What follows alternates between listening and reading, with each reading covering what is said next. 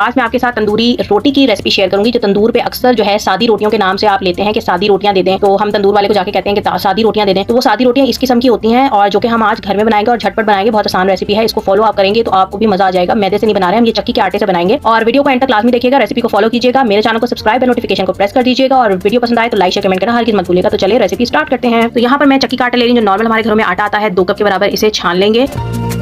Icing sugar ली है मैंने यहाँ पर 1/4 टीस्पून ही नमक ले लिया है। और बेकिंग सोडा का इस्तेमाल कर रही हूँ, 1/2 टीस्पून। आपने बेकिंग सोडा ही लेना है। ऑयल 1 टेबलस्पून मैंने यहाँ शामिल किया है। और यहाँ पर मैं दही के बजाय मिल्क का इस्तेमाल कर रही हूँ, यानी कि दूध का, जो कि 2 से 3 टेबलस्पून आप शामिल कर सकते हैं। और बस इसको इस तरह से आपने पहले ड्राई इंग्रेडिएंट्स को अच्छी तरह से मिक्स कर लेना है। फिर नीम गर्म पानी आपने लेना है और उसको डालकर इस तरह से नीट करना है। बस इसे अच्छी तरह से मिक्स कर लें और गूंद लें। तो जैसे नॉर्मल आप घर का आटा गूंदते हैं उसी तरह से आपने गूंद लेना है इसे। और ऊपर से ऑयल लगाकर इसे तकरीबन 15 मिनट तक के लिए हम स्टे देंगे। ये बहुत जरूरी है। और सर्दियां आ रही हैं तो आप ये कर सकते हैं कि इसको चूल्हे के पास ही रख दें।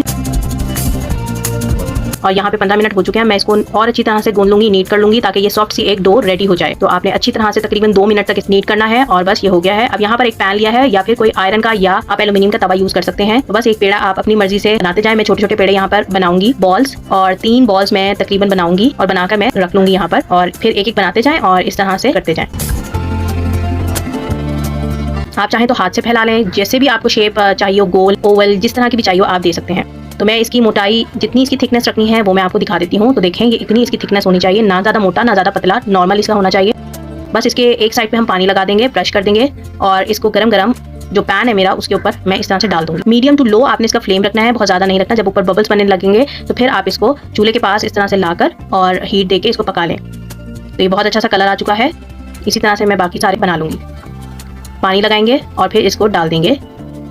देखिए, इस तरह से जो है आपने इसको पकाना है। अगर बाय चांस रोटी आपकी गिर जाती है तो आप इसको, जो आपका चिमटा है उससे भी आप इसको सेंक सकते हैं, जैसे नॉर्मल रोटी आप सेंकते हैं। बस हमने ऊपर कलर ही देना होता है। तो ये बहुत अच्छी सी रोटी रेडी हो गई है। बस इसको ब्रश कर लें देसी घी से या फिर बटर से या फिर ऑयल से। तो बस यहाँ पर हमारी तंदूरी रोटियां बिल्कुल रेडी हो चुकी हैं। देखा कितने आसानी से ये तैयार हो गई हैं। तकरीबन 15 मिनट इसको मैंने रखा था। और आगे सर्दियां हैं तो आप इसको चूल्हे के पास ही रखें, जहाँ पर आप खाना पका रहे हो अपना, और वो गर्म हो जाता है एरिया आपका, तो इसलिए आप वहीं पर रखें। बहुत अच्छी सी ये डो रेडी होगी और बहुत अच्छे ये सॉफ्ट से और ऊपर खस्ता से ये इसकी लेयर बनती है और अंदर से ये बहुत सॉफ्ट होते हैं। तो अभी मैं आपको इसको तोड़ के भी दिखाती हूँ।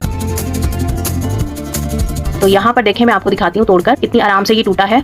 अच्छा, खाने में ये इतनी मज़ेदार लगती है। खाने में ऐसा लगेगा कि आपने कोई बेसन की रोटी बनाई है या फिर आपने मकई की रोटी बनाई है, ऐसा फील होगा खाने में।